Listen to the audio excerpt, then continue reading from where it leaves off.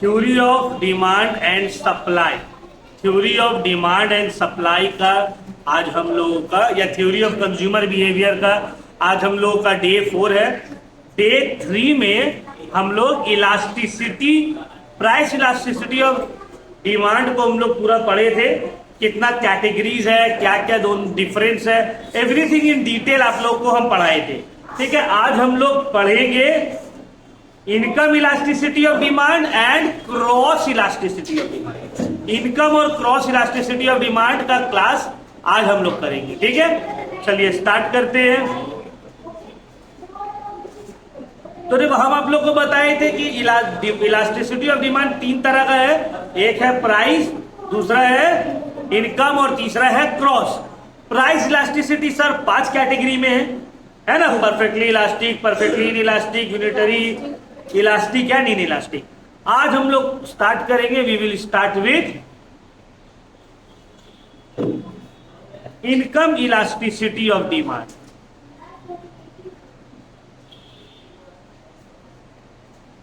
Income elasticity of demand. Sir इसका क्या मतलब बताए थे हम लास्ट क्लास आप लोगों को? इनकम इलास्टिसिटी ऑफ डिमांड का मतलब हम आप लोग को बताए थे, it refers to the degree of change in the demand for a commodity due to the change in the income of the consumer. मतलब इनकम में चेंजेस आने की वजह से डिमांड में कितना चेंजेस आता है, ये कहां पे लिखा हुआ है सर? सॉरी, ये कैसे पता चलेगा? इनकम इलास्टिसिटी से। ठीक है, तो इनकम इलास्टिसिटी में be defined as the degree of response, as the degree of response towards change in quantity demanded due to the change in the income of the consumer. मतलब एक consumer के income में changes आने की वजह से उसका डिमांड में कितना चेंजेस आएगा, इसको हम लोग बोलेंगे इनकम इलास्टिसिटी ऑफ डिमांड। ये 3 तरह का था। क्या मतलब है? पहला क्या था ये? तो लिख देते हैं, it refers to the change in demand for a commodity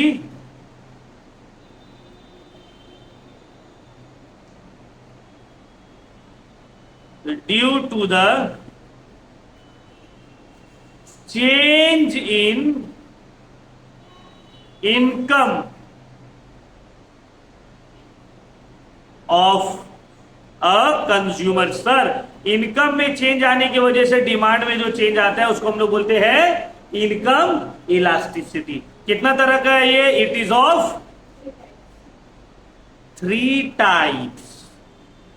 पहला positive income elasticity. Positive income elasticity. Sir positive income elasticity का मतलब क्या होता है? पॉजिटिव इनकम इलास्टिसिटी का मतलब होता है इनकम बढ़ा तो डिमांड बढ़ा और इनकम घटा तो डिमांड घटा। ठीक है,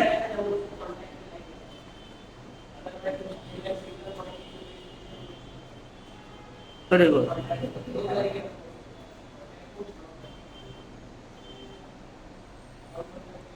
negative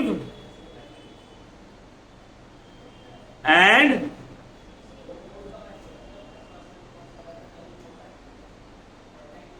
zero income elasticity. Positive income elasticity किसको कौन सा गुड्स को देखने में मिलता है सर? Normal goods. कौन सा गुड्स? Normal goods.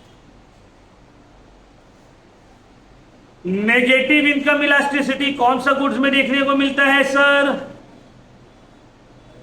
बोलो।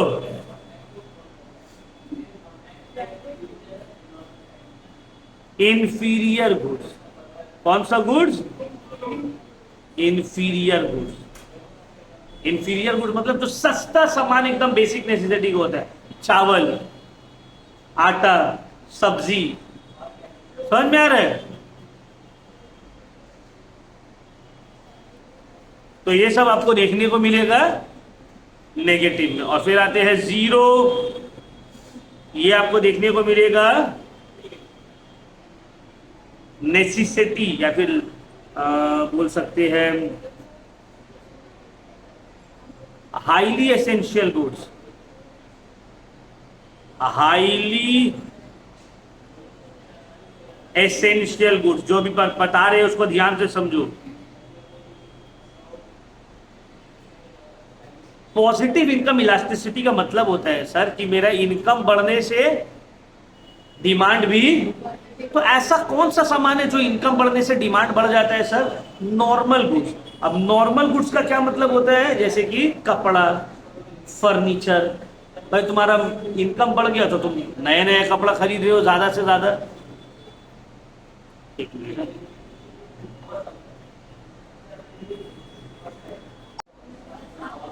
ठीक है, तो समझ में आया? यहां तक क्लियर हुआ?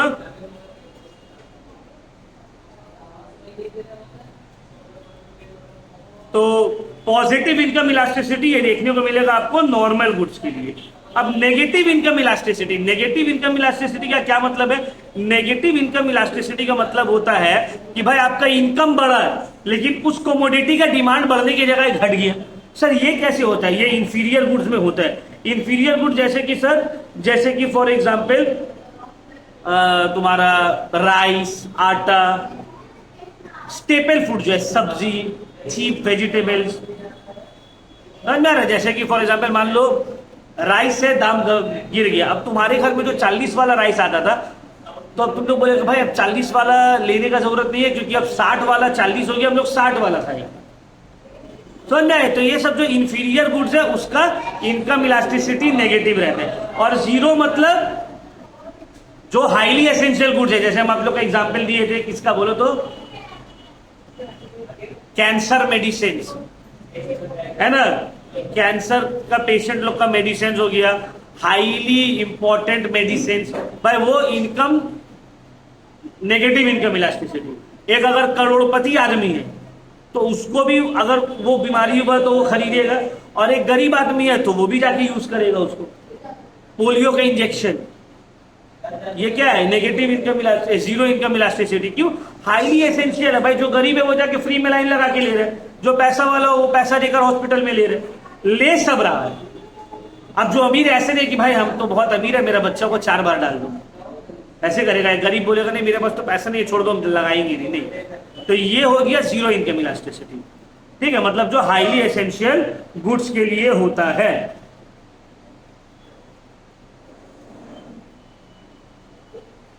कोई दिक्कत? चलिए नेक्स्ट हम लोग आते हैं। तो इनकम इलास्टिसिटी आपको समझ में आया, टाइप्स ऑफ इनकम इलास्टिसिटी समझ में आया। अगर क्वेश्चन में रहा पूछा कि give few examples of goods which have a positive income elasticity, give few example of goods which have a negative income elasticity, तो दे पाओगे? तो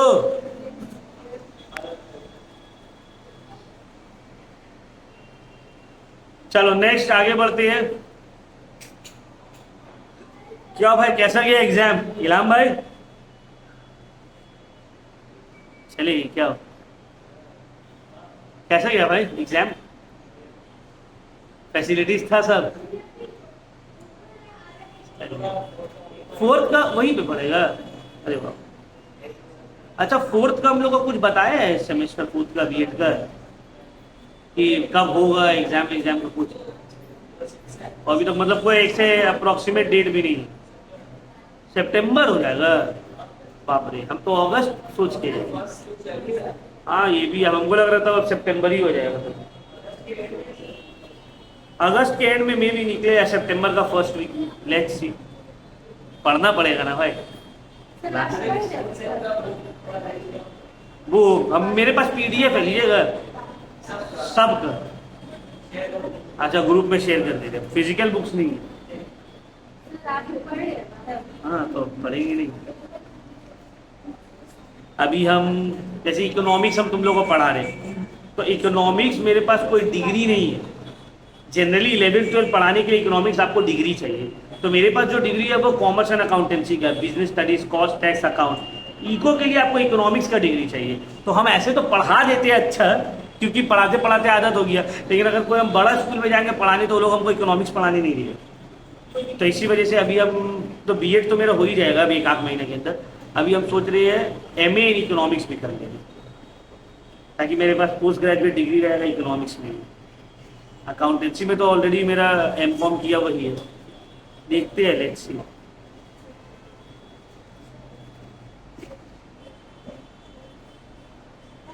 चलो next, cross elasticity of demand. वहां पर सब जगह खिड़की और ये बंद कर देना तो मोची, खिड़की और दरवाजा वो वाला रूम है। अब हम लोग आते हैं क्रॉस इलास्टिसिटी ऑफ डिमांड, ठीक है ना। अब सर क्या मतलब है क्रॉस इलास्टिसिटी ऑफ डिमांड का, ये भी लास्ट क्लास आप लोगों को बताए थे। It refers to the change in demand due to the change in the prices of related goods. It refers to a change in demand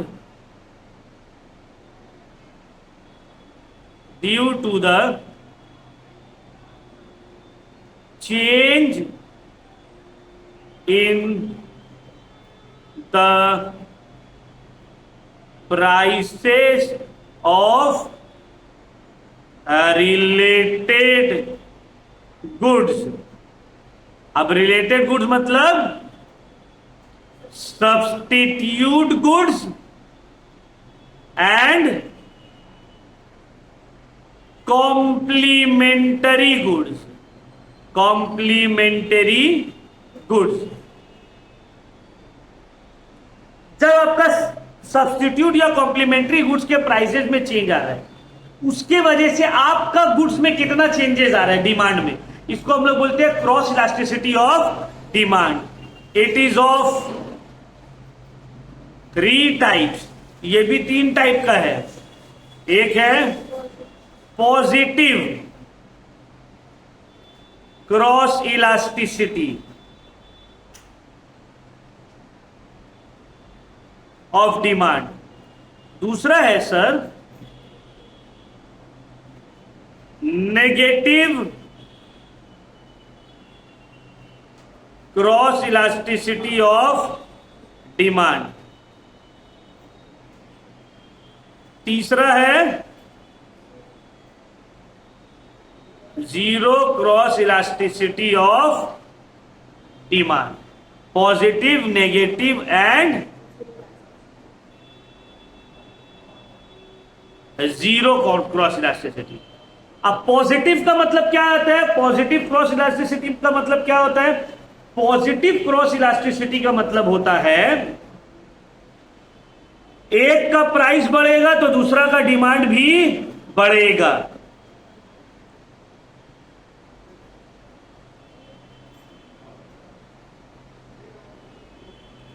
एक का प्राइस बढ़ने की वजह से अगर दूसरा का डिमांड बढ़ रहा है तो उसको हम लोग बोलेंगे पॉजिटिव क्रॉस इलास्टिसिटी। अब पॉजिटिव क्रॉस इलास्टिसिटी आपको देखने को मिलता है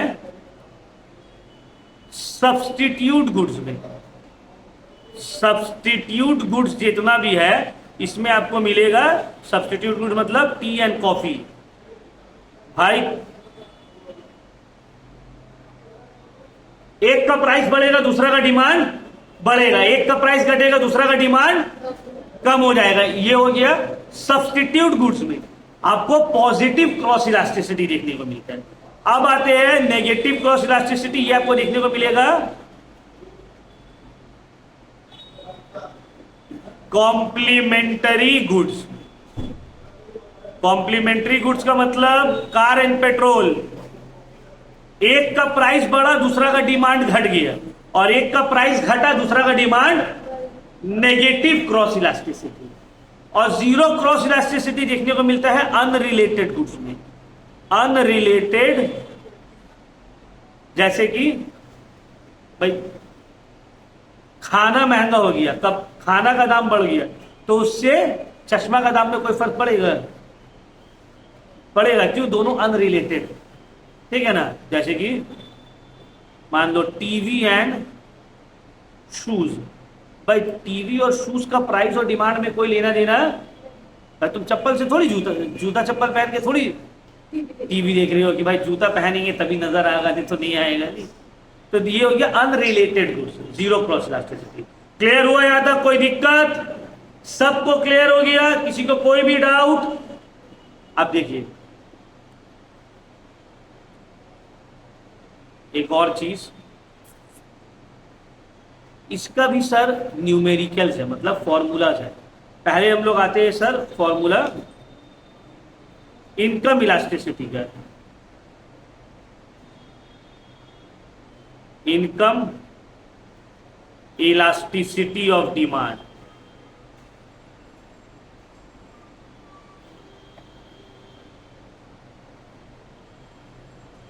शॉर्ट में हम लोग लिखते हैं E I is equal to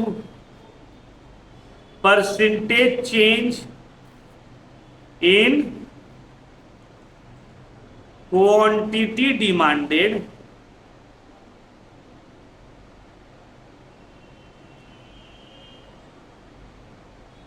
divided by percentage change in income of a consumer। आ गया? ठीक है। और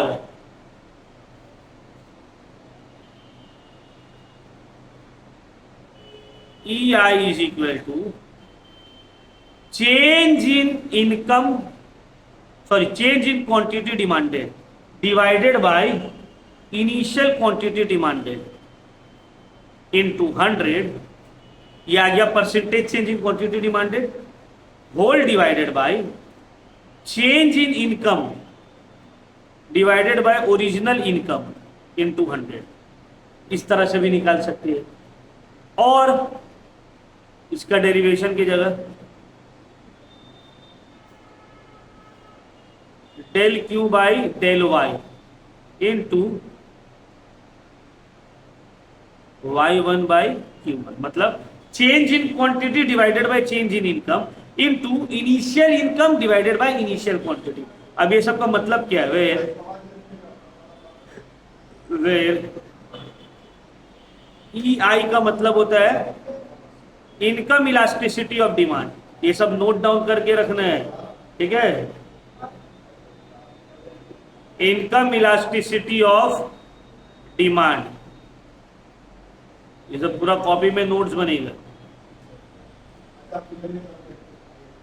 चेंज इन क्यों का मतलब होता है change in quantity demanded.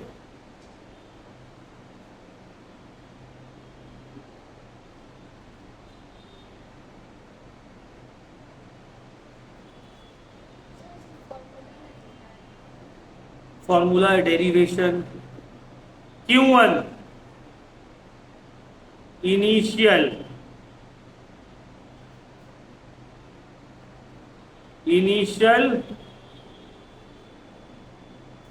Quantity demanded change in Y change in income, और y1 का मतलब होता है इनिशियल इनकम। ठीक है, बस इतना आपको याद रखना है क्या क्या है। तो ये हो गया मेरा पूरा का पूरा numericals income elasticity of demand से रिलेटेड। ठीक है, तो लास्ट क्लास प्राइस इलास्टिसिटी का लिखवाए थे, आज इनकम इलास्टिसिटी का लिखवाए। अब आते हैं हम लोग, सर क्रॉस इलास्टिसिटी का भी बता दीजिए।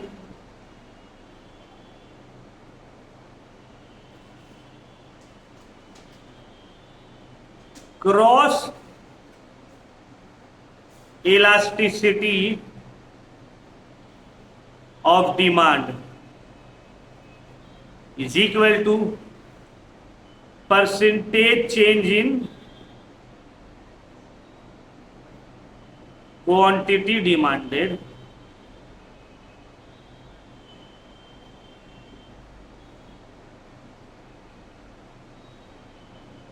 Divided by percentage change in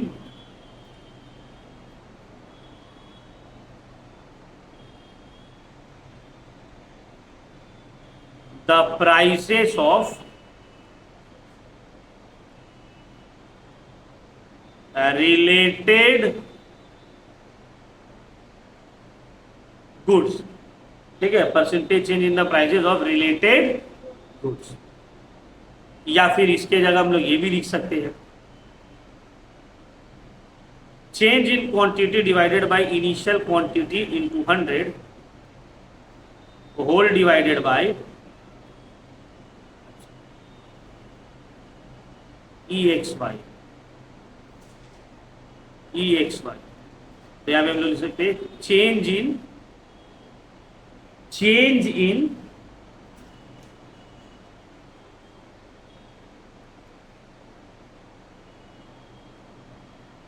quantity of X and Y divided bye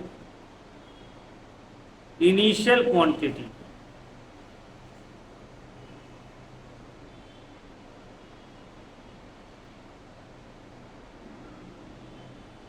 क्यों नहीं होगा, प्राइस होगा, sorry, price of X and Y divided by initial price into 100।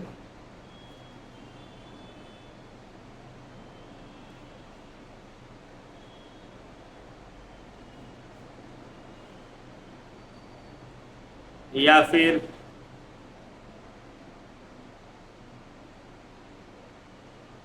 Change in quantity of X और Y divided by change in price of X and Y into initial price P1 divided by Q। तो ये सब formula जब इसके ऊपर हम लोग sums करेंगे तो फिर डिटेल में आएगा। ठीक है, कि कहाँ पे क्या पुट होगा। और इस ये सब का सम्स उतना एग्जाम में आता नहीं, एग्जाम में मेनली आता है प्राइस इलास्टिसिटी। तो ये लिखवा क्यों रहे, क्योंकि आपको नॉलेज रहना चाहिए पूरा। ठीक है, हम चाहे ऊपर ऊपर से पढ़ा सकते हैं, बस इतना पढ़ा दिया कि एग्जाम में तुम लोग पास हो गए, खत्म था। लेकिन वो वैसे करके लॉन्ग रन में सर्वाइव नहीं कर पाओगे। लॉन्ग रन के लिए आपको चीजों को डिटेल में पढ़ना पड़ेगा। अगर इसका आप 60-70% भी समझ रहे then well and fine, but अगर हम आपको सिर्फ एग्जाम ओरिएंटेड पढ़ाएंगे तो बस सिर्फ एग्जाम भर ही काम आएगा। एग्जाम खत्म, फिर से प्रॉब्लम स्टार्ट। कोई दिक्कत यहां तक समझ में आए? तो हम लोग प्राइस इलास्टिसिटी कर लिए थे आज, income elasticity, types of income elasticity, cross elasticity, types of cross elasticity, और उसका फिर फॉर्मूला। ठीक है,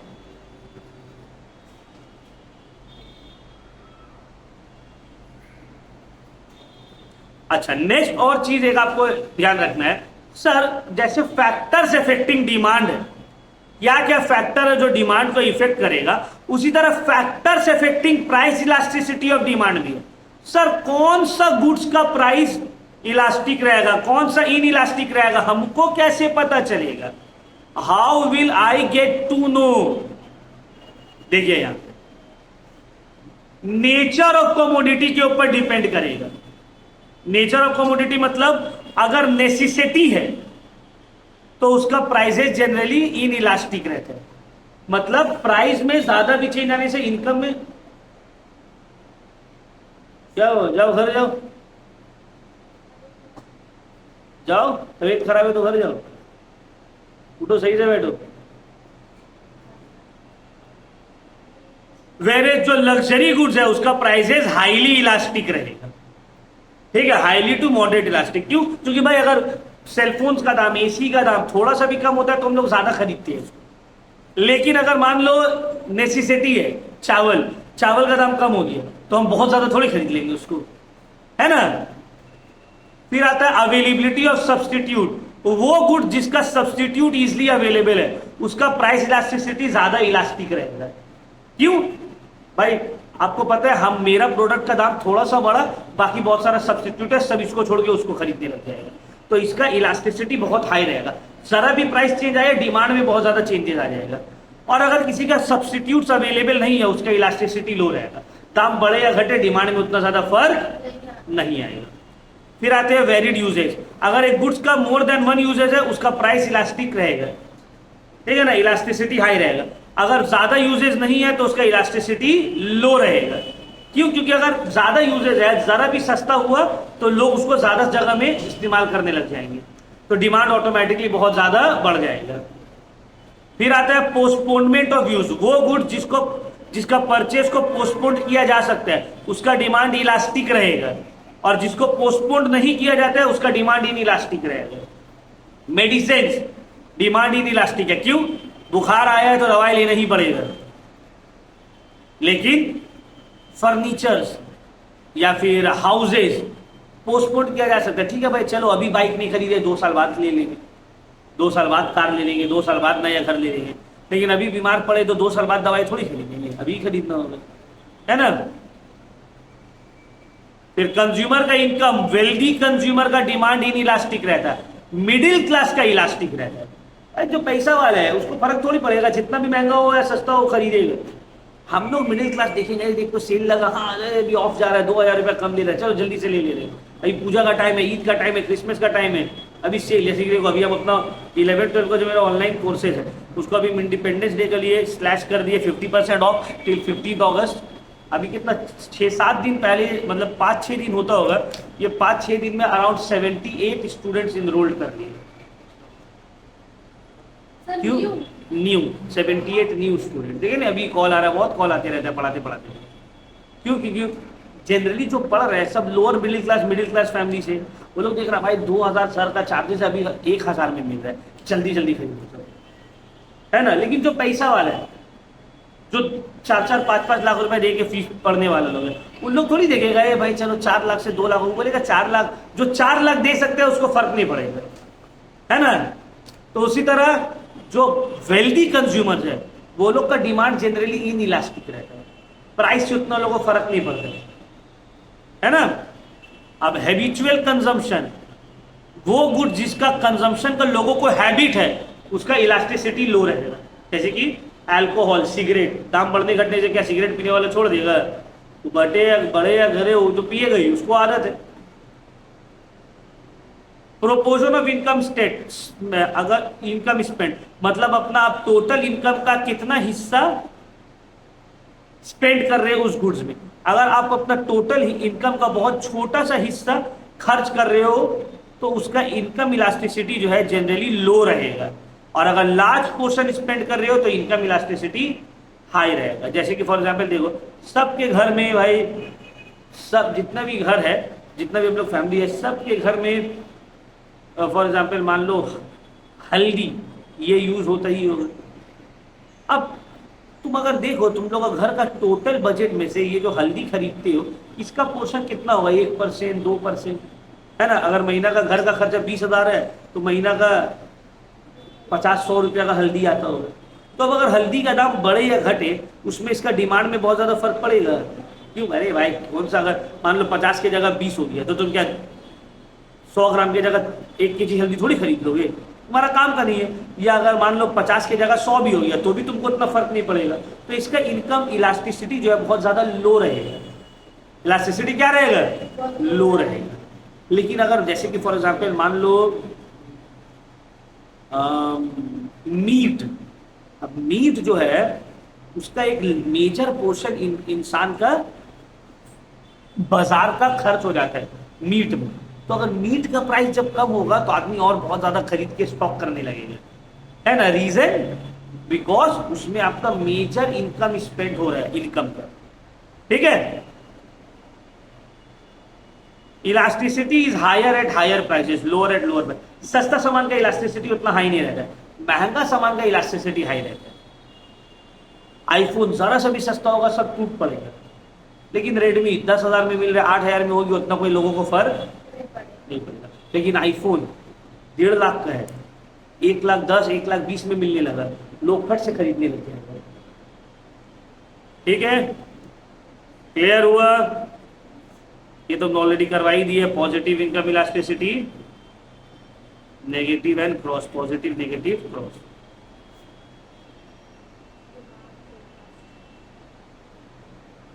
अब जो एक और न्यू चीज आया है, ऐसे आप लोग का कॉन्टेक्स्ट में नहीं है सिलेबस में, लेकिन फिर भी हम बता देते हैं, एडवर्टीजमेंट इलास्टिसिटी ऑफ डिमांड। आज के टाइम में, मॉडर्न टाइम में ये बहुत इंपॉर्टेंट है। आपका एडवर्टीजमेंट में पैसा खर्च करने से कितना डिमांड में चेंजेस आ रहा है, एडवर्टीजमेंट में पैसा खर्च करने से डिमांड में आपका कितना चेंजेस आ रहा है। जैसे देखो, हम जनरली ऑफलाइन एडवर्टीजमेंट में बिलीव नहीं रखते। जैसे मेरा जितना होगा बैनर, हम बच्चों लोगों को बोलते थे भाई बैनर लगा दो, बैनर मतलब व्हाट्सएप में स्टेटस लगा दो, ये लगा दो, उसी के थ्रू एडवर्टीजमेंट हो जाते हैं। क्यों? क्योंकि वो चीप पड़ता है हमको। अब अगर हम फिजिकली बैनर लगाएंगे तो बोलो कितना स्टूडेंट हो, तुम लोग में से कितना स्टूडेंट हो जो कोई बैनर देके कोचिंग ज्वाइन की हो? बहुत कम स्टूडेंट रहते हैं। मेनली तुम लोग कहाँ ज्वाइन करते हो? जहाँ मेरा दोस्त लोग पढ़ रहा है, या कोई भाई बहन लोग पढ़ के आए हैं, या रिश्तेदार आस पड़ोस लोग पढ़ा हो, जो तुमको बोले दे भाई ये सर अच्छा है। अभी हम बैनर लगाएंगे, लिख देंगे हम बहुत अच्छा पढ़ाते हैं, हम 100% रिजल्ट ये हो, तुम देखोगे एक बार देख के चले जाओगे।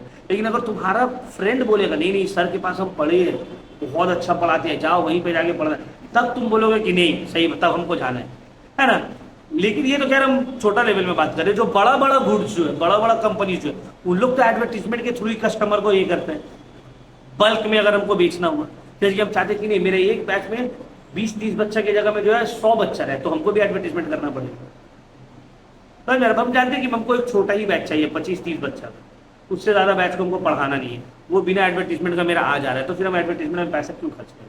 लेकिन हम चाहेंगे नहीं हमको 20-30 नहीं, हमको एक बैच में 100 बच्चे चाहिए, तो हमको भी एडवर्टीजमेंट में खर्च करना होगा। तो एडवर्टीजमेंट इलास्टिसिटी का मतलब होता है कि एडवर्टीजमेंट में खर्च करने से आपका डिमांड में कितना चेंजेस आया है।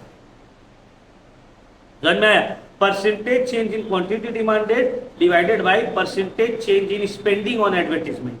ये हेल्प करता है आपको फाइंड आउट करने में कि मेरा एडवर्टीजमेंट का कैंपेन से कोई फर्क पड़ा या नहीं पड़ा। जैसे मेरे एक दोस्त, वो भी कोचिंग खोला है, एक लगभग 1.5-2 लाख रुपया एडवर्टीजमेंट में लगा दिया। ये यूट्यूबर, ये इन्फ्लुएंसर, ये इलेक्ट्रॉनिक स्क्रीन लगा दिया वो देखने के लिए, ये करने के लिए, वो करने के लिए, बहुत। तो हम उसको सिंपल सा आइडिया दिए थे, बोले सुन 1.5-2 लाख रुपया कुछ खर्च करने का जरूरत नहीं है, अच्छा टीचर लोग को हायर करो, टीचर लोग को अच्छा पे करो। अब जाहिर सा बात है पहला साल में तो कोई बच्चा आएगा नहीं, लेकिन अगर तुम अच्छा टीचर लोग को लाओगे, 2-3 महीना पढ़ेगा, देखेगा हाँ टीचर्स अच्छा है, तो 2-3 महीना लॉस को सहो, उसके बाद ऑटोमेटिकली स्टूडेंट लोग आने लगेगा। प्लस हम उसको लेकर अगर और ज़्यादा रखना है तो तुम रेफरल रख सकते हो, भाई जो स्टूडेंट लाएगा उसको पर स्टूडेंट 100 रुपीज़ 200 रुपीज़ कर देंगे, ऐसे एडवर्टीजमेंट स्पेंड कर देंगे। वो बैनर यूट्यूब में, इसमें उसमें, हावी जावी में खर्चा कर दिया, कोई फायदा नहीं। तो बैनर कौन के, तुम लोग रास्ता जाने के बाद कितना बैनर देखते हो? अब देखते, अब तो पहले हम लोग, मेरा आदत था ये, जब हम जाते थे तो बैनर पढ़ते पढ़ते जाते थे। 4 नंबर में जितना बैनर लगा रहता था, मेरे पापा हमको बोलते थे पढ़ो क्या लिखा हुआ, ये लिखा हुआ, ये, तो हम पढ़ते पढ़ते जाते। रिक्शा से भी जाते रहते थे, सब बैनर पोस्टर पढ़ते हुए जाते थे। लेकिन अभी क्या हो गया, अब हम अगर जाते हैं बस में भी तो हम खिड़की बाहर झाँकते ही नहीं, फोन घटते रहते, क्योंकि मेरा जितना बैनर है सब अब यूट्यूब में, यूट्यूब, इंस्टा, फेसबुक, तो अब ये वाला ज्यादा लोग देख रहे हैं कंपेरेटिवली टू ट्रेडिशनल मोड। अभी तुम्हारे हाथ में कुछ देंगे, तुम ऐसे लोगे, एक बार देखोगे फेंक दोगे, है ना। लेकिन अगर तुमको व्हाट्सएप में कुछ भेजेंगे तो वो तुम्हारे पास रहेगा, तुम्हारे फीड में रहेगा, तुमको समझ में आया तो तुम सेव कर लोगे, ठीक है। तो ये वाला टॉपिक हम लोग का यहाँ पे होता है फाइनली समाप्त, ठीक है। एक बार आपको थोड़ा सा डिमांड फोरकास्टिंग समझा दे रहे। अब हम लोग स्टार्ट करेंगे सप्लाई। सप्लाई ज्यादा बड़ा नहीं है, छोटा सा है, तो 2 ही क्लास में क्लियर हो जाएगा। उसके बाद डिमांड एंड सप्लाई हम लोग का दोनों ही हो जाएगा मामला।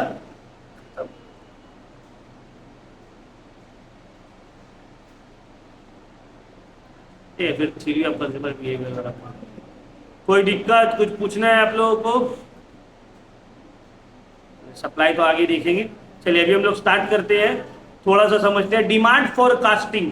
फोरकास्ट का मतलब क्या होता है?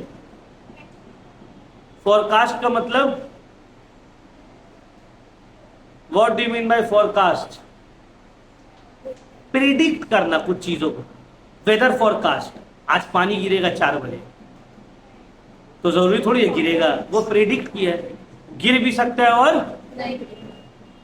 तो डिमांड फोरकास्टिंग एक आर्ट और साइंस है जहां पे एस्टिमेट किया जाता है कि फ्यूचर डिमांड एक गुड्स या सर्विस का कितना होगा, डेटा को एनालाइज करके, डेटा को एनालाइज करके। क्लियर हुआ? ये हेल्प करता है आपको प्लान करने में, डिसीजन लेने में, प्रोडक्शन में। ये हेल्प करता है आपको प्राइसिंग में, प्रोडक्शन में, प्रमोशंस में। अब देखो ये डिमांड फोरकास्ट एक होता है मैक्रो लेवल, पूरा कंट्री से रिलेटेड फोरकास्ट करो। एक होता है इंडस्ट्री लेवल, अलग अलग इंडस्ट्री का फोरकास्ट करना है। और एक होता है फर्म लेवल, मतलब एक स्पेसिफिक प्रोडक्ट के लिए फोरकास्ट करना। ठीक है, क्लियर हुआ? कोई डाउट? अब next class we will continue with supply. तो ये आज कितना था? 4th क्लास था ना। तो 4th क्लास हम लोग का डिमांड हम एकदम डिटेल में आप लोग का कंप्लीट कर, डिमांड में और कुछ बाकी नहीं है। ठीक है, सिर्फ न्यूमेरिकल से उसको हम बाद में करवाएंगे।